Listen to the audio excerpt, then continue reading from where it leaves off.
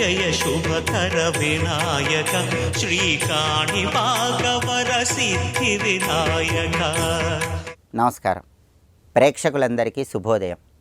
ఈనాటి శుభయోగం శీర్షికన జ్యోతిష శాస్త్రాన్ని ప్రమాణంగా తీసుకున్న, మత్స్యపురాణాన్ని ప్రమాణంగా తీసుకున్న శని భగవానుడు ఎన్ని రకాల వాహనాల మీద సంచరిస్తూ ఉంటాడో, ఏ వాహనం మీద శని సంచారం జరుగుతున్నప్పుడు ఎటువంటి ఫలితాలను కలిగింపజేస్తాడో పరిశీలిద్దాం.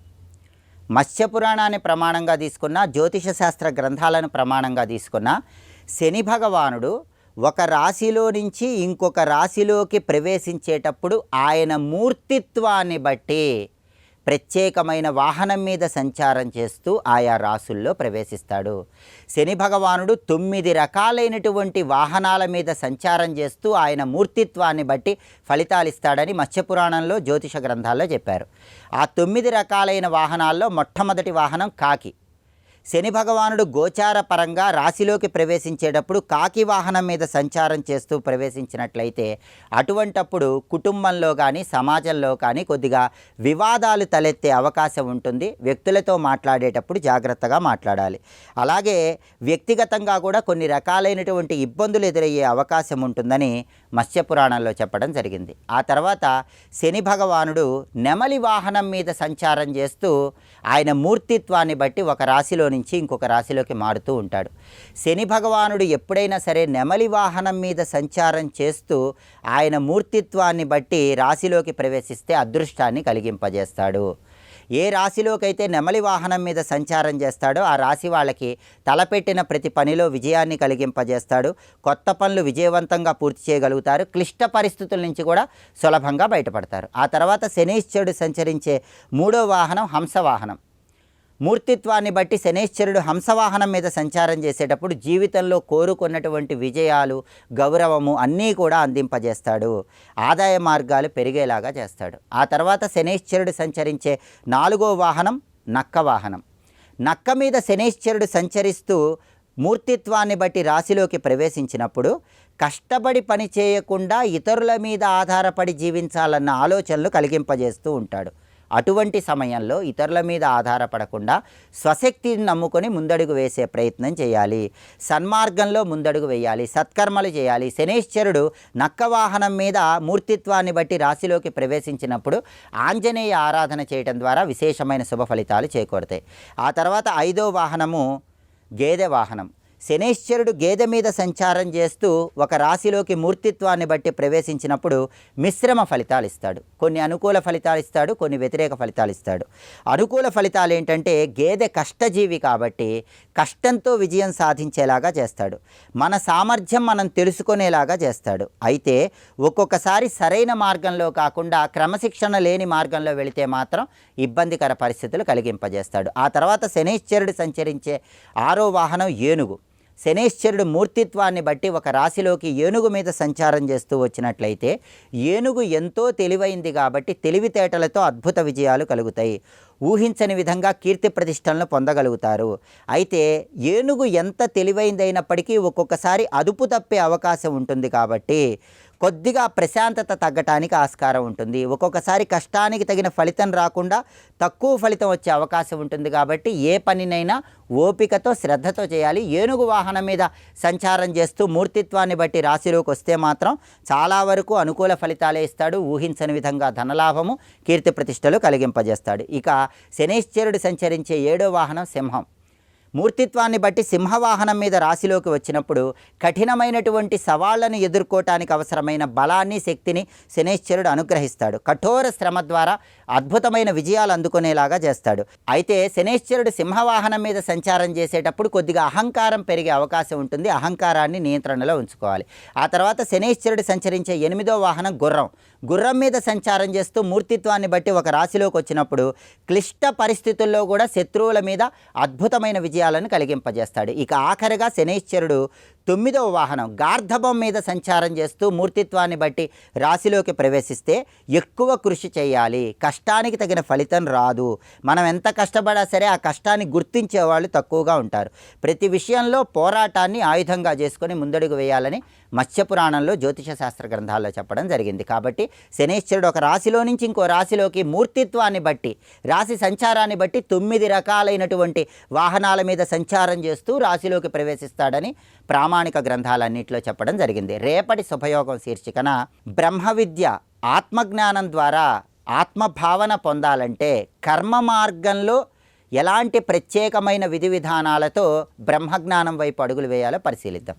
నమస్కారం.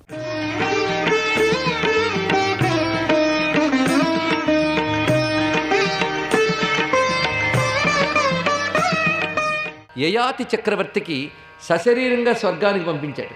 ఎందుకంటే స్వర్గానికి వెళ్ళాలంటే ఈ దేహంతో వెళ్ళలేరు. ఈ దేహాన్ని విడిచిపెట్టి తేజోమయమైన దేహాన్ని ధరించగానే స్వర్గానికి వెళ్ళలేవు.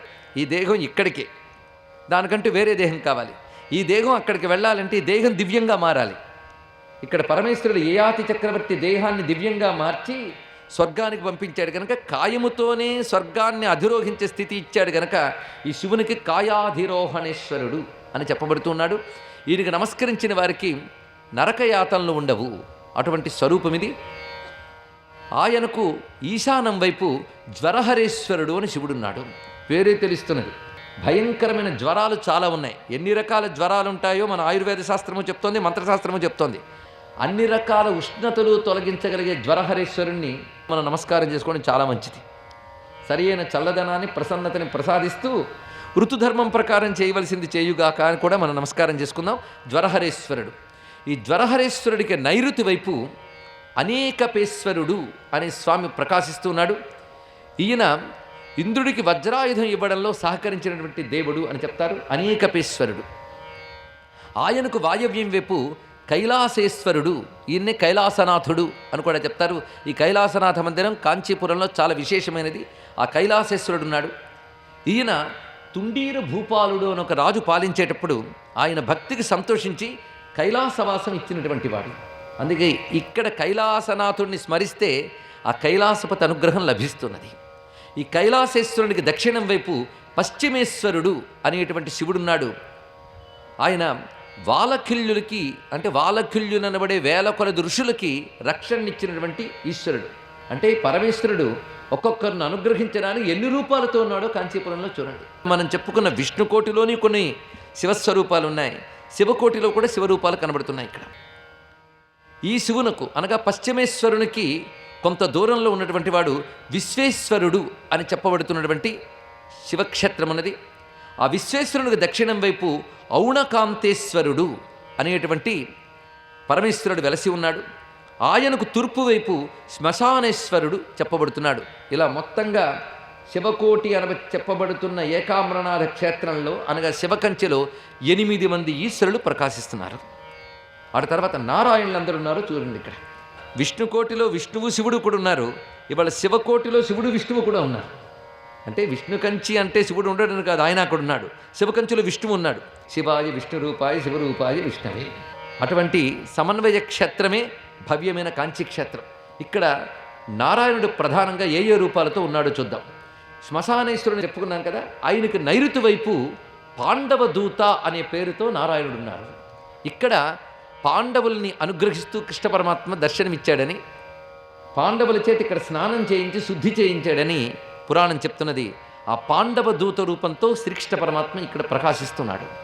ఆయనకు ఈశాన్యం వైపు చంద్రకంఠుడు అని విష్ణువు ఉన్నాడు. చంద్రశేఖరుడైతే శివుడు, చంద్రకంఠుడు అయితే విష్ణువు. మనం చెప్పుకున్న శ్వేతవర్ణ విష్ణువు ఒక హద్దులో చెప్పుకున్నాం కదా, ఆయన కూడా శివకంచిలో ఒకటిగా చెప్పబడుతున్నాడు కనుక 3 విష్ణువులు ఇక్కడ వచ్చారు. పాండవ దూత, చంద్రకంఠుడు, శ్వేతవర్ణ జనార్దనుడు, ఈ 3 రూపములతో నారాయణుడు ఇక్కడ ప్రకాశిస్తున్నాడు. ఇది కాకుండా మరికొన్ని ఈశ్వర స్థానములు ఇందులో చెప్పబడుతున్నాయి. అక్కడ కొన్ని తీర్థములు కూడా వివరిస్తున్నారు. ఒకరు చోరైక ఆమ్రేశ్వరుడు, చోర ఏకామ్రేశ్వరుడు అంటే దొంగ శివుడు అని పేరు. ఏమిటయ్యా దొంగ శివుడు అంటే? తస్కరాణాం పతయే నమః, స్థేనానాం పతయే నమః, స్థాయూనాం పతయే నమః, అరణ్యానాం పతయే నమః. రుద్రంలో 3వ అనువాకంలో చెప్పబడ్డటువంటి తస్కరపతి అయిన పరమేశ్వరుడు ఇక్కడ ప్రకాశిస్తున్నాడు. ఆ తర్వాత ఆయనకు సమీపంలో ఏలాలక అనే గంగా తీర్థం ఉన్నది. తీర్థములు కూడా చెప్పుకోవాలి ఇక్కడ, ఎందుకంటే ప్రతి చోట విష్ణు స్వరూపాలు, శివస్వరూపాలు, గణపతి, కుమారస్వామి తీర్థాలు, దుర్గలు ఇవి మాత్రం శివ కంచెలో, విష్ణు కంచెలో, శక్తి కంచెలో కూడా ఉన్నాయి. విష్ణు కంచెలో అన్నీ చెప్పు, ఇప్పుడు శివ కంచెలో ఎవరెవరు ఉన్నారో వస్తున్నాయి. ఈ చౌర ఏకాంబరేశ్వరుడు, ఏలాలక గంగ తర్వాత ఈ చౌర ఏకాంబరేశ్వరునికి ఆగ్నేయం వైపు ధవళ ఏకాంబరేశ్వరుడు అనే పేరుతో శివుడున్నాడు. ఆయనకి సమీపంలో తూర్పు వైపు వీరభైరవుడు అనే పరమేశ్వరుడు ప్రకాశిస్తున్నాడు. ఇక్కడ ఉన్నటువంటి తీర్థముల గురించి ప్రస్తావన చేస్తూ ఈ వీరభైరుడికి వాయవ్యం వైపు ఈ గంగానామక తీర్థం చాలా విశేషమైనది. ఇది దర్శనాత్ సర్వపాపఘ్నం, స్పర్శనాత్ సంభవప్రదం. చెప్పుకున్న దాంట్లో విష్ణుకోటిలో ఉన్న తీర్థాలు చెప్పుకున్న, ఇప్పుడు శివకోటిలో తీర్థాలు అంటే జలరూపంలో ఎన్ని దేవతా శక్తులు ఉన్నాయో పరిశీలించండి. వేగవతి నది గురించి ప్రస్తావన చేసుకున్న, వేగై నది అంటారు తమిళంలో, అది సాక్షాత్ సరస్వతీ నది యొక్క మరొక రూపం. అలాగే గంగ యొక్క రూపములు చిన్న చిన్న తీర్థములుగా లభిస్తున్నాయి కాంచీపురంలో. ఇది గంగా తీర్థమని చెప్పబడుతున్నది. ఇది పాపమోచనం కలిగించడమే కాకుండా దర్శనం చేతనే పాపాలు పోగొట్టి స్పర్శనం చేత శాంభవ లోకాన్ని అందించగలదు. పైగా ఒక్కొక్క తీర్థంలో ఒక్కొక్క రోజు స్నాన విశేషం చెప్పారు. దాన్ని బట్టి ఆ రోజున ఆ తీర్థంలో స్నానం చేస్తే ఒక గ్రహదోషం పోతుంది. కనుక మనకున్న అనేక గ్రహదోషాలు పోగొట్టుకోవడానికి కాంచీలో ఎన్ని తీర్థాలు ఉన్నాయో పరిశీలించండి. ఏ నక్షత్రంలో స్నానం చేయాలి, ఏ రోజున చేయాలో కూడా వివరించింది పురాణం. అక్కడికి మళ్ళీ సమీపంలో గంగా తీర్థానికి ఆగ్నేయంలో మంగళ తీర్థమునున్నది. ఇవన్నీ కూడా నేటికీ చూడవచ్చు. వీటిని చిన్న చిన్న కోనేరులుగా చక్కటి ఏర్పాట్లు నిర్మించి ఉన్నారు పూర్వరాజులు. వాటిని కాపాడుకుంటూనే వస్తున్నారు నేటి వరకు కూడా. అలాంటి రమ్యమైన మంగళ తీర్థం అక్కడ కనబడుతున్నది. ఆ మంగళ తీర్థానికి నైరుతి వైపు జ్వరహర తీర్థము అనే తీర్థం ప్రకాశిస్తున్నది. దానికి సమీపంలో పాండవ తీర్థము కనబడుతున్నది. ఈ పాండవ తీర్థంలోనే ఆర్ద్రా నక్షత్రంలో పాండవులు స్నానం చేశారు. ఇక్కడ స్నానం చేసిన వారికి కృష్ణానది స్నాన ఫలం లభిస్తుంది. అంటే కృష్ణానది యొక్క తీర్థరూపం ఇది. అంటే సర్వనదులు కాంచీపురంలో తీర్థరూపాలతో ఉన్నాయని చెప్తున్నారు ఇక్కడ. స్వస్తి.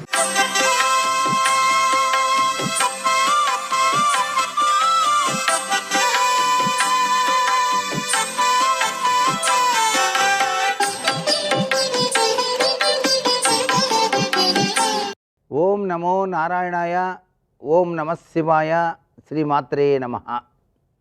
ఈరోజు శనివారం.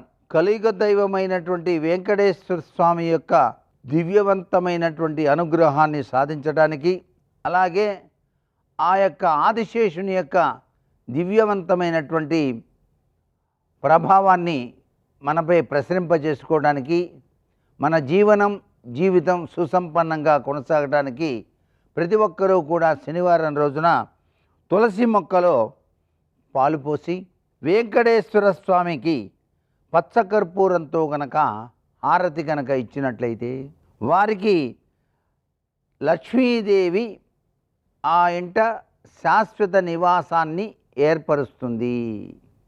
అంటే లక్ష్మీదేవి యొక్క దివ్యవంతమైన అనుగ్రహాన్ని సాధించడానికి పచ్చకర్పూరంతో వెంకటేశ్వర స్వామి వారికి శనివారం నాడు దీపారాధన ఆచరించి చూడండి. తప్పనిసరిగా ఆర్థిక ఇబ్బందుల నుంచి మీరు బయటపడటానికి ఆస్కారాన్ని ఆ యొక్క లక్ష్మీదేవి మనకు ప్రసాదిస్తుంది. ఎప్పుడూ కూడాను వెంకటేశ్వర స్వామిని లక్ష్మీదేవిని కలిపి మనం పూజ చేయాలి. ఇంటిలో కూడాను లక్ష్మీదేవి మన ఇంట స్థిర నివాసం ఏర్పరచుకొని ఉండి మనకు సంభవించేటువంటి వివిధ రకాలైన సమస్యల నుంచి బయటపడేందుకు మార్గాన్ని ఆ తల్లి తన దివ్య కరుణాకటాక్ష వీక్షణాలతో మనకు ప్రసరింపజేస్తుంది సుమా. ఇది ప్రతి ఒక్కరూ కూడాను ఆచరించండి. లక్ష్మీ కటాక్ష సిద్ధికి పాత్రలై తరించండి. సర్వే జనా సుఖినో భవంతు.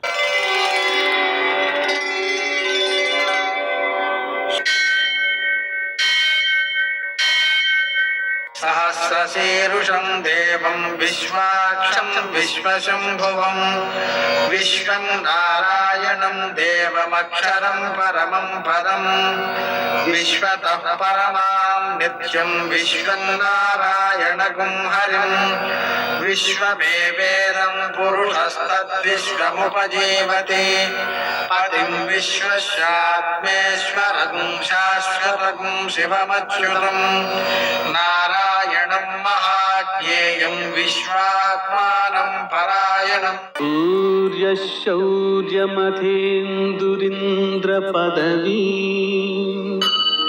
सन्मङ्गलं मङ्गलम् పద్మావతి ప్రణయలాలిత ముగ్ధదేహ శ్రీ వెంకటేశ రుణమోచనమస్తు మహ్యం. నేటి కాలమాన విశేషాలను గమనిద్దాం. స్వస్తి శ్రీ చంద్రమాన పరాభవ నామ సంవత్సరం ఉత్తరాయణం గ్రీష్మ ఋతువు నిజజ్యేష్ఠమాసం కృష్ణపక్షం శనివారం. సూర్యోదయం 5:50 సూర్యాస్తమయం 6:51. తిథి చవితి మధ్యాహ్నం 12:36 వరకు, నక్షత్రం ధనిష్ట మధ్యాహ్నం 1:40 వరకు, వర్జం రాత్రి 9:18 నుంచి 11 వరకు, దుర్ముహూర్తం ఉదయం 5:50 నుంచి 7:34 వరకు, అమృతకాలం లేదు. రాహుకాలం శనివారం కాబట్టి ఉదయం 9 నుంచి 10:30 వరకు, అష్టకౌరుకు రీత్యా శుభప్రదమైన సమయం ఉదయం 11 గంటలకి. నేటి విశేషం శనివారం కాబట్టి మనం సూర్యోదయానికి ముందే నిద్ర లేవాలి. సూర్యోదయంతో దుర్ముహూర్తం ప్రారంభమవుతుంది కాబట్టి మన పిల్లల్ని కూడా సూర్యోదయానికి ముందే లేపేయాలి. అలాగని వారికి శనికి సంబంధించినటువంటి దోషాలు నివారించడం కోసం హనుమాన్ చాలీసా పారాయణ వాళ్ళకి అలవాటు చేయాలి. శివునకు 1 కేజీ నువ్వుల నూనెతో అభిషేకం చేసి దానిలో పసుపు కలిపి ఆవులకు ఒళ్ళంతా రాయడం, నువ్వులతో పూజ చేసి వాటిని ఆవులకు పెట్టడం, అదేవిధంగా వెంకటేశ్వర దీపారాధన చేయడం, హనుమాన్ చాలీసా పారాయణ చేయడం మొదలైన చర్యల ద్వారా విజయాలు సిద్ధిస్తాయి. ధర్మపక్షానికి విజయాలు సిద్ధిస్తాయి. ఈ విషయాన్ని మనం గుర్తుపెట్టుకోవాలి. నేటి ఆణిముత్యాలు.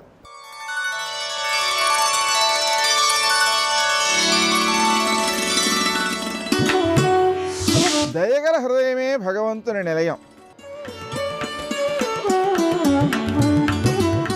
రామదూత హనుమాన్ శ్రీరామదూత హనుమాన్ శ్రీరామదూత హనుమాన్ శ్రీరామదూత హనుమాన్.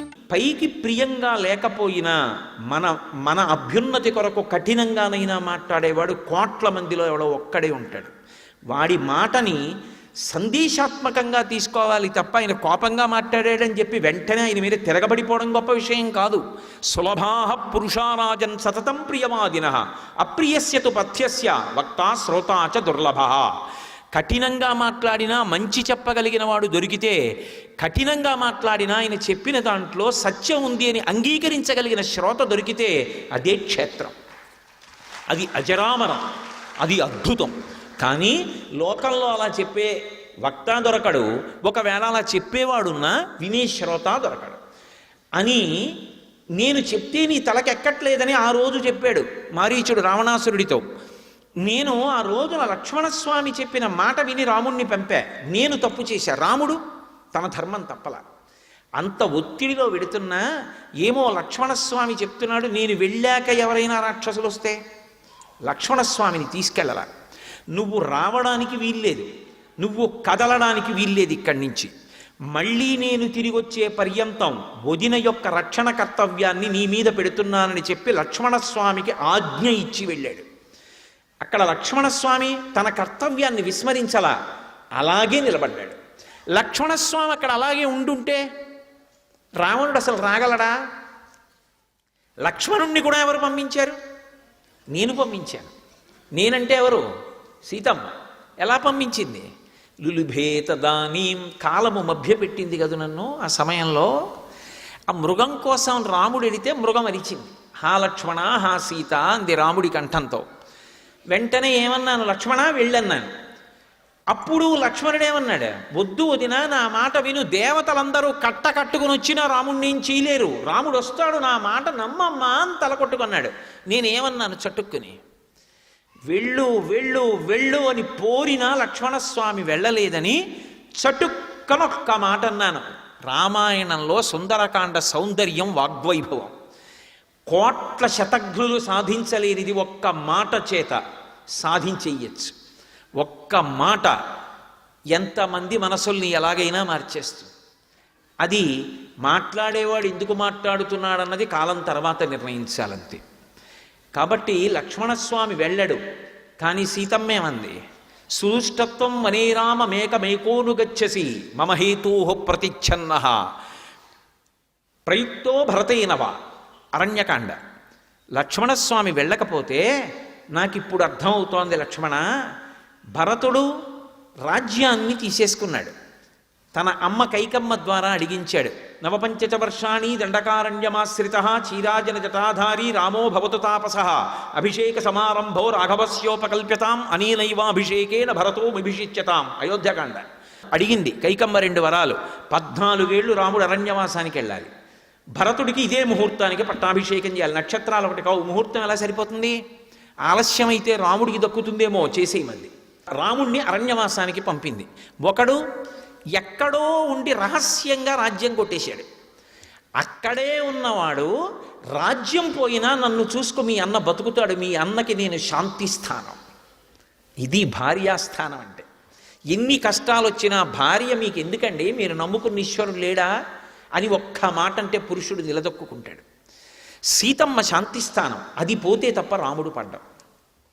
కాబట్టి సీతమ్మ వెళ్ళిపోవాలంటే నీవు నా మీద కన్నీశావు ఎప్పటి నుంచో, అందుకని భరతుడు నిన్ను పంపాడు. మీ ఇద్దరు కూడబలుక్కున్నారు. ప్రయుక్తో భరతేనవా. ఆయన రాజ్యం తీసేసుకున్నాడు, నువ్వు నా కోసం వచ్చావు. మీ అన్న అరిచాడు, నువ్వు వెళ్ళవు, నాకు తెలుసు. ఎందుకంటే ఆపదొచ్చి రాముడు పడిపోవాలి. నా ప్రాణాలు పోయినా నీకు భార్యని కానంది. ఈ మాట విన్నాడు లక్ష్మణస్వామి. అమ్మా ఇంకా విననమ్మా, నేను బయలుదేరిపోతున్నానని వెళ్ళిపోయాడు. పాము ఎలా వెళ్ళిపోతుందో అలా ముక్కుతూ మూల్గుతూ ఏడుస్తూ కళ్ళు తుడుచుకుంటూ వెళ్ళిపోయాడు. వెళ్ళిపోతే ఏమైంది? లక్ష్మణస్వామి వెళ్ళాడు. లక్ష్మణస్వామికి రాముడికి కూడా దూరం అయిపోయాడు. మాట కదు కొట్టేసింది దెబ్బ నన్ను. ఒక్క మాట ఎంత ఇబ్బంది పెట్టింది. అది దానికి నేపథ్యం ఏమిటి?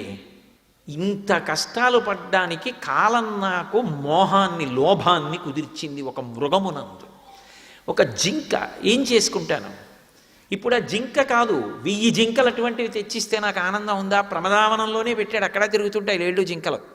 ఏమి సంతోషం పొందుతాను? రాముడే కావాలి, రాముడే కావాలన్నదాన్ని రాముణ్ణి జింక కోసం పంపి ఒక్క 5 నిమిషాలు ఓర్చకుండా అంత సేవ చేశాడే. మామగారు దశరథ మహారాజు గారు కట్టిన పట్టుపుట్టం కట్టకుండా ఉండడానికి అరణ్యవాసంలో ఎన్ని పట్టుపుట్టాలు కావాలో అన్నిటినీ కావడికి ఎత్తితే మోసుకొచ్చాడు అరణ్యంలో మహానుభావుడు.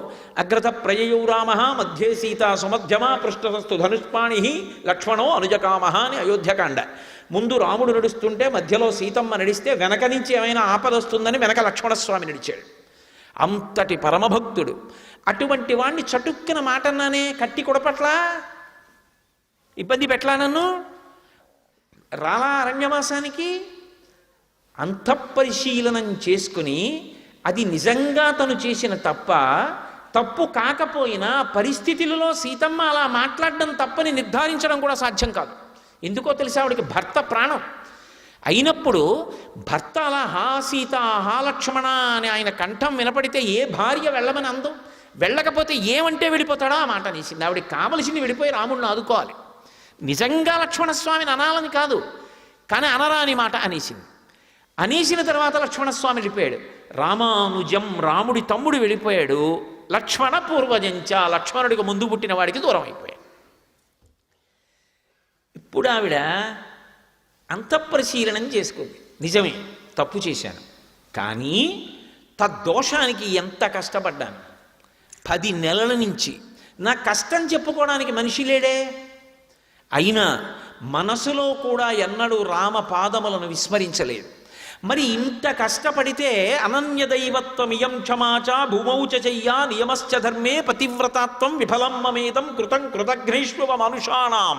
చేసిన తప్పుకు ఫలితం ఉంటే చేసిన ఉపాసనకు ఫలితం ఏది? మరి పడ్డ పరివేదనకి ఫలితం ఏది? అది లేనప్పుడు నేను దీన్ని ఎందుకు నమ్మాలి? నేను దీన్ని నమ్మకపోతే ఏం చెయ్యాలి? నిజానికి ఆవిడలో ఉన్నటువంటి ధర్మం మరొక నిర్ణయం చేసుకునేటట్టు చెయ్యదు. కాబట్టి శరీరంతో ఉండరు. సర్వం శ్రీ ఉమామహేశ్వర పరబ్రహ్మార్పణమస్తు. స్వస్తి.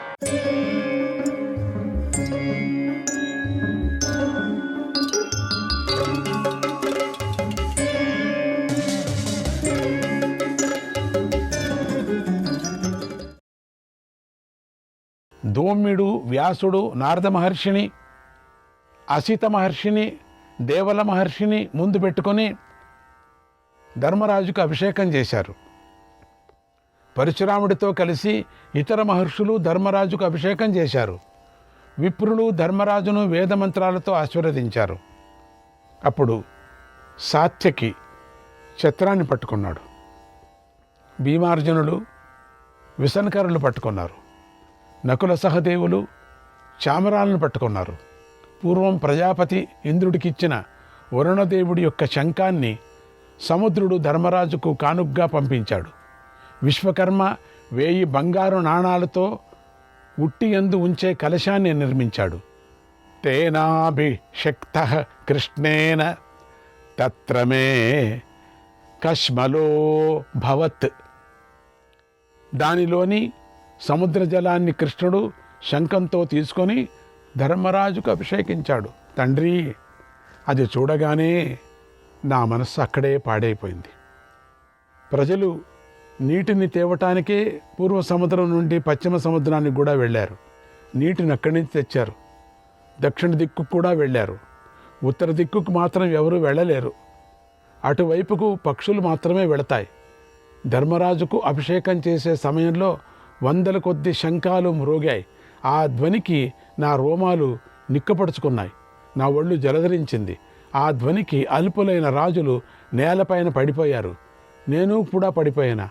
దుష్టద్యుమ్నుడు, పంచపాండవులు, సాత్వికతో పాటు శ్రీకృష్ణుడు మాత్రమే ధైర్యంగా ఉన్నారు. వారు అల్పులైన రాజులను నన్ను చూసి నవ్వారు. నాకు చాలా అవమానమైంది.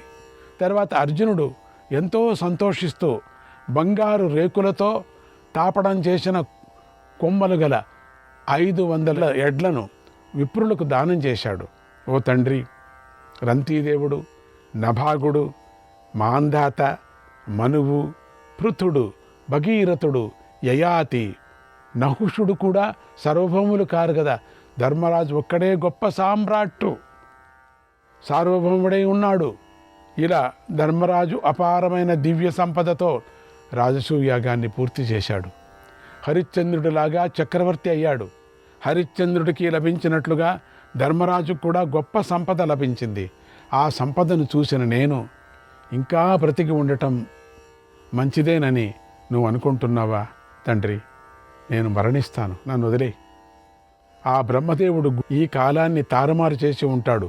అందుకే అట్టడుగున ఉన్నవారు అంటే చిన్నవారు వృద్ధి పొందుతూ ఉన్నారు. పెద్దలంతా క్షీణిస్తున్నారు. నేను ఆనందాన్ని పొందలేకపోతున్నాను. నా మనస్సుకు సమాధానం చెప్పుకోలేకపోతున్నాను. నేను కృషించిపోతున్నాను. పూర్తిగా దుఃఖంతో మునిగిపోయాను అన్నాడు దుర్యోధనుడు. శ్రీకృష్ణాయ పరమాత్మనే నమః. 54వ అధ్యాయం.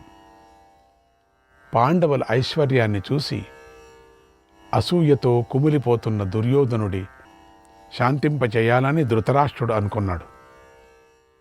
కుమారుణ్ణి ఓదారుస్తూ ఇలా అన్నాడు.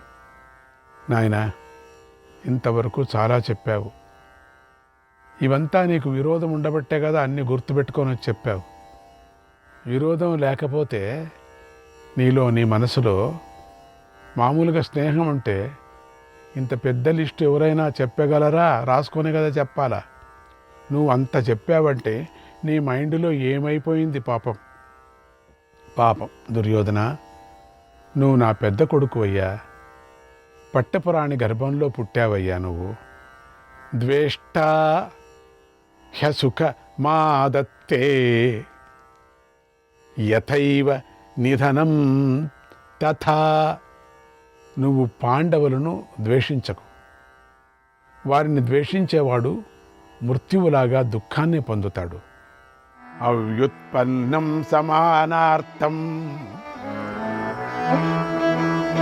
అవ్యుత్పన్నం సమానార్థం తుల్యమిత్రం యుధిష్ఠిరం అద్విషంతం కథం ద్విషాత్ అద్విషంతం కథం ద్విషాత్ త్వాదృశో భరతర్షభ త్వాదృశో భరతర్షభ. భరతవంశంలో పుట్టిన ఓ గొప్పవాడా, ధర్మరాజుకు మోసం తెలియదు పాపం. అందరికీ సంపదలు సమానంగా ఉండాలని కోరుకుంటూ ఉంటాడు. నీ మిత్రుల పట్ల సమానమైన భావనతో ప్రవర్తిస్తాడు. నిన్ను ద్వేషించడు. కనుక అలాంటి వాడిని నువ్వు ద్వేషించకు. నువ్వు అతడితో సమానంగా వంశగౌరవాన్ని, శక్తి సంపదను కలిగి ఉన్నావు. నాయనా దుర్యోధన, మోహానికి వశుడై అన్న సొమ్మును కోరుకోకు. ఆ ఊహను మనస్సులోకి కూడా రానియకు. అది మంచిది కాదు.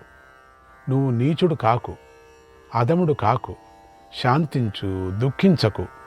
నీకు అలాంటి యజ్ఞ వైభవమే కావాలి అనుకుంటే నువ్వు కూడా యజ్ఞం చెయ్యి. ఋత్వికులు నీకోసమే యాగం చేస్తారు. అప్పుడు ఎంతోమంది రాజులు ప్రేమతో నీకు కూడా రత్నాలు ఇస్తారు, ఆభరణాలు ఇస్తారు, అంతులేని ధనాన్ని ఇస్తారు. భూమిని వీరపత్ని అంటారు కదా, కోరికలు తీర్చే కామధేను వంటిది అని కూడా అంటారు కదా. అంతటి భూమి పరాక్రమాన్ని ఆశ్రయించుకొని ఉంటుంది కదా. కనుక నువ్వు పరాక్రమాన్ని ఆశ్రయించి ఈ భూమిని నీ వశం చేసుకో. అప్పుడు ఈ భూమియే నీ కోరికలన్నిటినీ తీరుస్తుంది. కనుక నీకు పరాక్రమం ఉంటే ఈ భూమిని నువ్వే అనుభవిస్తావు కదా. అనార్యాచరితం తాత అనార్యాచరితం తాత పరస్వ స్పృహణం భృశం స్వసంతుష్టః స్వధర్మస్థః స్వసంతుష్టః స్వధర్మస్థః యః స వై సుఖమేదతే యః స వై సుఖమేదతే అవ్యాపారః పరార్థేషు అవ్యాపారః పరార్థేషు నిత్యోద్యోగః స్వకర్మసు నిత్యోద్యోగః స్వకర్మసు రక్షణం సముపాత్తానాం రక్షణం సముపాత్తానాం ఏతత్ వైభవలక్షణం ఏతత్ వైభవలక్షణం ఏతత్ వైభవలక్షణం. నాయన, ఇతరుల సొమ్మును కోరుకోవటం నీచమైన పని. తనకున్న వాటితో తృప్తి చెందుతూ ధర్మాన్ని ఆచరించేవాడు, తన ధర్మాన్ని ఆచరించేవాడే సుఖాన్ని పొందుతాడు, వృద్ధిలోకి వస్తాడు. ఇతరుల సంపదను పొందాలని ప్రయత్నించకపోవటం, తాను చెయ్యవలసిన పనులయందే ఎల్లప్పుడూ ప్రయత్నం చేస్తూ ఉండటం, తనకు లభించిన దానిని రక్షించుకోవటం అనేది వైభవానికి వృద్ధి పొందటానికి మంచి లక్షణాలై ఉంది కదా. విపత్తిష్వ వ్యథో దక్షః నిత్యముత్తానవాన్నరః నిత్యముత్తానవాన్నరః అప్రమత్తో వినీతాత్మా అప్రమత్తో వినీతాత్మా నిత్యం భద్రాణి పశ్యతి నిత్యం భద్రాణి పశ్యతి నిత్యం భద్రాణి పశ్యతి. ఆపదలు వచ్చినప్పుడు కృంగిపోనివాడు, నిత్యము ప్రయత్నం చేస్తూ ఉండేవాడు, తెలిసి పొరపాట్లు చేయనివాడు, మనస్సును అదుపులో ఉంచుకునేవాడు అయిన సమర్థుడే ఎప్పుడూ శుభాలను పొందుతాడు. పాండవులు నీకు బాహువుల వంటివారు కనుక నీ బాహువులను నరుక్కోకు. సోదరుల సంపదను ఆశించకు. మిత్రద్రోహం చెయ్యకు. పాండుకుమారులను ద్వేషించకు. సోదరుల సంపద కూడా నీదే అయి ఉంది కదా, నీదే కదా, కావాలంటే ఇస్తారు కదా నీకు. మిత్రుడికి ద్రోహం చేయటం అధర్మం. నీ తాతలు వారికి కూడా తాతలే అయి ఉన్నారు కదా. కనుక నువ్వు యజ్ఞాలు చెయ్యి, ధనాన్ని దానం చెయ్యి, నీకు ఇష్టమైన కోరికలను అనుభవించు, ఇలా శాంతిగా ఉండు, హాయిగా జీవించు అన్నాడు ధృతరాష్ట్ర మహారాజు. శ్రీకృష్ణాయ పరమాత్మనే నమః. 55వ అధ్యాయం.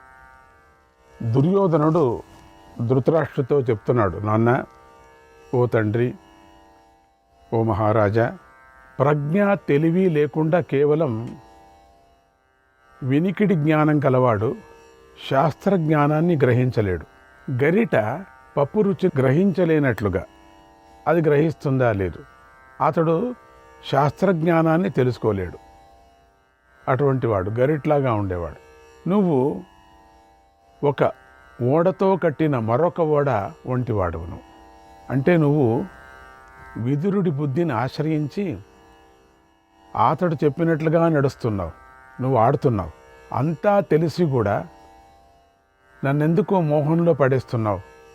నీకు నేను బాగుపడాలని లేదా? మోహంలో పడేస్తున్నావు అంటే ఆడద్దు, చేయకూడదు, తప్పది అంటే అదే మోహం అట. అది అసలు మోహంలో నిజమైన మోహం అంటే తెలియదేమో వాడికి అనిపిస్తుంది. నేను బాగుపడాలని లేదా? నేను లాభపడాలని లేదా? నన్నెందుకు తిడుతున్నావు? నీ పుత్రులు బాగుపడే కాలం పూర్తి అయిపోయింది. నువ్వు వారిని శాసించే అధికారివై ఉన్నావు ఇప్పుడు. కానీ ఏం ప్రయోజనం? అధికారివై ఉన్న నీ పుత్రుల మేలు నువ్వు చూసుకోవటం లేదు. ఏం ప్రయోజనం? మహారాజుగా ఉన్నావు, పుత్రుల మేలు చూసుకోవటం లేదు. నువ్వు ముందు ఇప్పుడు చేయవలసిన పనిని చెయ్యి. దీనిని వదిలేసి రాబోయే విషయం గురించి ఎందుకు మాట్లాడుతున్నావు? భవిష్యత్తులో ఏదో మంచి జరుగుతుందని చెప్పి ఎందుకు దాటేస్తున్నావు? నీకు మంచి జరుగుతుంది, ఏమీ చేయొద్దు అట్లా అని చెప్తున్నావు. ఏం బాగలేదు నువ్వు చెప్పేది. సైన్యానికి ముందు నడిచేవాడు ఇతరుల బుద్ధి ప్రకారం నడవకూడదు. ఒకవేళ అలా నడిస్తే వాడు మూర్ఖుడే అయి ఉంటాడు. విదురుడు చెప్పాడని చెప్పి వద్దు వద్దు అని నువ్వు నాకు రుద్దుతున్నావు. విదురుడు చెప్పేటువంటి మాటలు నువ్వు ఎప్పుడూ నమ్ముతున్నావు.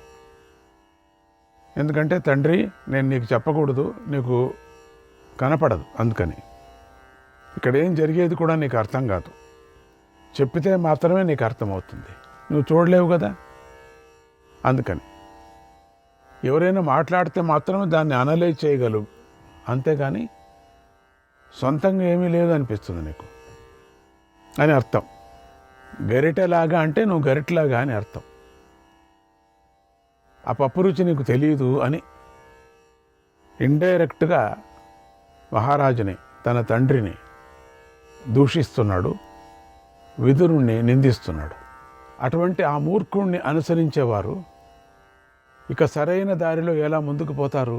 ముందుకు పోలేరు, త్వరలోనే నశిస్తారు. నువ్వు పరిణితి చెందిన బుద్ధి గలవాడు, పెద్దలను సేవించినవాడు, జితేంద్రుడివు. నీ పనినే మేము చేస్తున్నాం, నీ మేలునే మేము కోరుకుంటున్నాం. అలాంటి మమ్మల్ని నువ్వు ఎందుకు మోహంలో పడేస్తున్నావు? లోక వ్యవహారం వేరు, రాజుగారి వ్యవహారం వేరు అని బృహస్పతుల వారు చెప్పారు కదా. కనుక రాజు ఎల్లప్పుడూ జాగ్రత్తగా ఉండాలి, తన క్షేమం గురించే ఆలోచించుకోవాలి. శత్రుడి ప్రవర్తనంతా ఎప్పుడు జయాన్ని కోరుకోవటంలోనే ఉంటుంది. నువ్వు కూడా అలాగే జయాన్నే కోరుకో, అంతేగాని క్షత్రియుడు తన ప్రవర్తనలో ఇది ధర్మమా, ఇది అధర్మమా అని పరీక్ష చేసుకోకూడదు. కనుక ఆలోచించకు. శత్రు సంపదలను పొందాలనుకునేవాడు నేను చెప్పినట్లుగానే నడుచుకోవాలి. సారథి కొరడాలతో రథాన్ని నడిపించేటట్లుగా రాజు అన్ని దిక్కుల్లోనూ ఉన్న శత్రువులపై విజయం సాధించాలి. గుట్టుగా ఉన్న, రట్టుగా ఉన్న ఏ ఉపాయం శత్రువును బాగా బాధిస్తుందో ఆ ఉపాయమే శస్త్రవేత్తలకు సరి అయిన శస్త్రం అవుతుంది. కేవలం ఛేదించేది మాత్రమే శస్త్రం కాదు అని తెలుసుకో. ఇతడు శత్రువు, ఇతడు మిత్రుడు అని వ్రాసి పెట్టలేదు అదంతా కూడా. ఎవడు బాధిస్తాడో వాడినే శత్రువు అంటారు. అసంతోషక శ్రియో మూలం తస్మాత్తం కామయామ్యహం సముచ్రయేయో యతతే సముచ్రయేయో యతతే సరాజం పరమో నయక సరాజం పరమో నయక. సంపాదించటంలో అసంతృప్తి ఉంటూనే సంపద అంతా పెరుగుతుంది, సంపద పెరుగుతుంది. కాబట్టి నేను దానినే కోరుకుంటాను. మహారాజా, ఉన్నతి కోసం ప్రయత్నించడమే నిజంగా గొప్ప నీతి అయి ఉంది. పైకి కనిపించిన ధర్మ సూక్ష్మాన్ని దుర్యోధనుడు తెలుసుకోలేదు పాపం. పైకి కనపడేదే మాత్రమే పిలిచాడు, ఇంద్రుడు వచ్చాడు యజ్ఞానికి, దాన్ని ఖండించాడు. పైకి కనిపించిన అధర్మాన్నే పట్టుకున్నాడు, దాని గురించే మాట్లాడుతున్నాడు దుర్యోధనుడు. మూర్ఖుడు. మూర్ఖులకు దోషమే కనిపిస్తుంది కానీ గుణం ఎప్పటికీ కనిపించదు. దోషాన్నే పడుతుంటారు ఎప్పుడు మూర్ఖులు. చూడండి, వీడికే ఒక నీతి ఉంది, దాన్నే ఒక ధర్మశాస్త్రంగా చెప్తున్నాడు. దాన్ని తెలుసుకో, దాన్ని ఆచరించు. మమత్వం హి న కర్తవ్యం, మమత్వం హి న కర్తవ్యం, ఐశ్వర్యే వా ధనేపి వా, ఐశ్వర్యే వా ధనేపి వా. పూర్వావాప్తం హరం త్వన్యే, రాజధర్మం హి తం విదుః, రాజధర్మం హి తం విదుః. సంపదను కానీ ధనాన్ని కానీ నాది అనుకోవటం మంచిది కాదు. ఒక రాజు పూర్వం సంపాదించిన దానిని మరొక రాజు తర్వాత అపహరిస్తాడు. దీనినే రాజధర్మం అంటారు. ఒక రాజు సంపాదన చేసింది ఇంకొక రాజు దాన్ని అపహారం చేసుకుంటాడు, అంతే, దొంగలిస్తాడు. సామదాన భేదంతో దాన్ని తీసుకుంటాడు. ఈ రాజధర్మాన్ని మనం పాటించాలి. దీని ప్రకారం మనం పాండవుల సంపదను దొంగలించాలి. ఇలా చేయటం తప్పు అనుకోకు నువ్వు. దీనికి ఒక ఉదాహరణ కూడా ఉంది, చెప్తాను విను. ఇటువంటి ఉదాహరణలు దండిగున్నాయి, మోసమైన ఉదాహరణలు దండిగున్నాయి. ఆ ఉదాహరణ చెప్తున్నాడు ఇప్పుడు. పూర్వం ఇంద్రుడు ద్రోహం చెయ్యను అని ప్రతిజ్ఞ చేశాడు. కానీ మాట తప్పి నముచి అనేవాడిని నమ్మించాడు, అతడి శిరస్సును ఖండించాడు. శత్రువు పట్ల ఇలా నడుచుకోవటంలో తప్పు లేదు. ఈ పద్ధతి పూర్వం నుంచే వస్తుంది కనుక ఇలాగే పాండవుల విషయంలో నడుచుకోవాల్సింది నువ్వు. ఇలా నడుచుకోవటం ఇంద్రుడికి కూడా ఇష్టమే. ఇంద్రుడు ఆ సమయంలో అలా ఎందుకు చేశాడు, ప్రవర్తించాడు అనే ధర్మ సూక్ష్మాన్ని దుర్యోధనుడు తెలుసుకోకుండా పైకి కనిపించిన అధర్మాన్నే పట్టుకున్నాడు. అందుకే అది కనపడుతుంది కదా పైకి మాత్రం, అది అంతరాత్మ యొక్క తత్వం తెలియటం లేదు, ఎందుకు జరుగుతుంది అని. అసలు వాడెవడు, వాడికి ఏ విధంగా శత్రువు, వాడు ఏం చేశాడు, ఎంత మోసం చేశాడు, తన శత్రువులకు హవిస్సును ఎట్లా ఇచ్చాడు, ఇవన్నీ కూడా మనకు కథలో వెళ్ళి చూస్తే తెలుస్తుంది. ఇంకొక కథ కూడా అదే వస్తుంది అట్లే. అందుకని ఇంద్రుడు ఖండించాడు. పైకి కనిపించిన ధర్మ సూక్ష్మాన్ని దుర్యోధనుడు తెలుసుకోలేదు పాపం. పైకి కనపడేదే మాత్రమే పిలిచాడు, ఇంద్రుడు వచ్చాడు యజ్ఞానికి, దాన్ని ఖండించాడు. పైకి కనిపించిన అధర్మాన్నే పట్టుకున్నాడు, దాని గురించే మాట్లాడుతున్నాడు దుర్యోధనుడు. మూర్ఖుడు. మూర్ఖులకు దోషమే కనిపిస్తుంది కానీ గుణం ఎప్పటికీ కనిపించదు. దోషాన్నే పడుతుంటారు ఎప్పుడు మూర్ఖులు. ఒక మంచి సభకు వెళితే అక్కడ తప్పు పడతారు, ఒక మంచి భోజనం పెడితే అక్కడ తప్పు పడతారు, ఒక అద్భుతమైనటువంటి మహాసభ జరుగుతుంటే దాంట్లో తప్పుపడతారు. శ్రీకృష్ణాయ పరమాత్మనే నమః.